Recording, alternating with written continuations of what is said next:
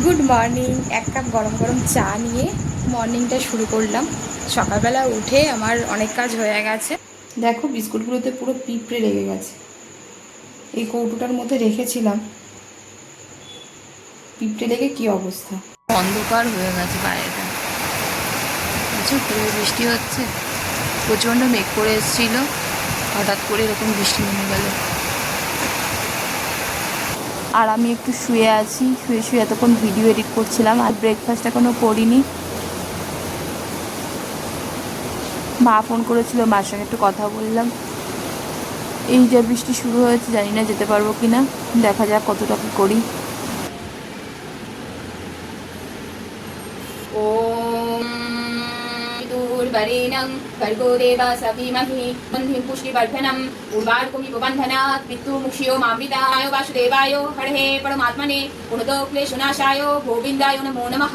যে নারী ঘর গোছাতে চায় সে নারীর ঘর হয় না, আর যে নারী ঘর করতে চায় সে নারীর ভালো বর হয় না। আজকের এই টপিকের ওপরেই আজকে আমি কিছু কথা বলবো।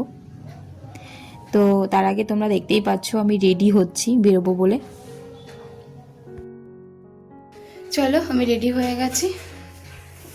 প্রথমে কথাটা শুনে মনে হতে পারে কথাটা খুব কঠিন, কিন্তু বাস্তব জীবনে অনেক নারী হয়তো এর মধ্যে নিজের গল্পের কিছুটা খুঁজে পান। একজন নারী যখন নতুন সংসারে পা রাখেন, তখন তিনি শুধু একটি ঘরে প্রবেশ করেন না, তিনি নিজের স্বপ্ন, আশা আর ভালোবাসা নিয়ে একটি নতুন জীবন শুরু করেন। তিনি চান সবাইকে নিয়ে সুখে থাকতে, সম্পর্কগুলোকে আগলে রাখতে, ভাঙা জিনিসগুলো জোড়া লাগাতে। কিন্তু কখনো কখনো সেই চেষ্টার মাঝেই তিনি নিজেকে হারিয়ে ফেলেন। সবাইকে খুশি রাখতে গিয়ে নিজের হাসিটাই ভুলে যান। আর যখন তিনি নিজের সম্মান, নিজের শান্তি আর নিজের অস্তিত্বের কথা ভাবতে শুরু করেন, সমাজই তাকে প্রশ্ন করতে শুরু করে। আসল সমস্যা নারীর মধ্যে নয়, সমস্যা তো তখনই হয় যখন একটি সম্পর্কে সম্মান, বোঝাপড়া আর সমান দায়িত্বের অভাব থাকে। একটি সুখের সংসার একজন নারীর একার দায়িত্ব নয়। একজন ভালো জীবনসঙ্গী মানে শুধু ভালোবাসা নয়, সম্মান, সহযোগিতা, বিশ্বাস আর পাশে থাকার প্রতিশ্রুতি। পুরো কাদা হয়ে গেছে, বাইরে ভীষণ বৃষ্টি হচ্ছে। ট্রেন থেকে নামবো তার আগের মুহূর্তেই বৃষ্টি শুরু হলো, আগ্রা স্টেশন থেকে আর কি। তো এখন বসে আছি, দেখা যাক কতক্ষণে কি বৃষ্টি টিষ্টি কমে। আর গ্রামের রাস্তা মানেই তো প্রচণ্ড কাদা, রাস্তায় প্রচণ্ড কাদা, কাদার মধ্যে দিয়ে আসলাম, বাড়িতে এসেছি। আর মা দেখো আমার জন্য চপ, মুড়ি মা নিজে হাতে বানালো, পেঁয়াজিগুলো এই যে মুড়ি মেখে দিয়েছে। এই কিছুক্ষণ হলো বাড়ি এসেছি, বাইরে বৃষ্টি শুরু হয়ে গেছে আবার। তো আমাকে তো আবার ফিরে যেতে হবে, ট্রেন ধরবো, তার আগে খেয়ে নিই একটু। তাই কোনো নারী যদি নিজের সম্মানের জন্য কঠিন সিদ্ধান্ত নেন, তাকে কখনোই ব্যর্থ বলা উচিত নয়। আর যদি তিনি নিজে ভেঙে পড়েও আবার উঠে দাঁড়ান, সেটাতেই তার সবচেয়ে বড় সাহসের পরিচয়।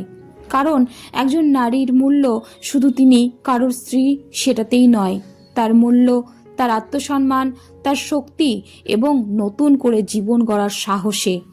যদি তুমি আমার এই মতের সঙ্গে একমত হও, তাহলে ভিডিওটি এমন একজন নারীর কাছে পৌঁছে দাও যার আজকে এই কথাগুলো শোনার ভীষণ দরকার। তো এই যে আসার সময় আমি নিয়ে আসলাম এখানে বাটার নান, আর এখানে ভেজ মাঞ্চুরিয়ান, আর এখানে জিলেপি নিয়ে এসেছি।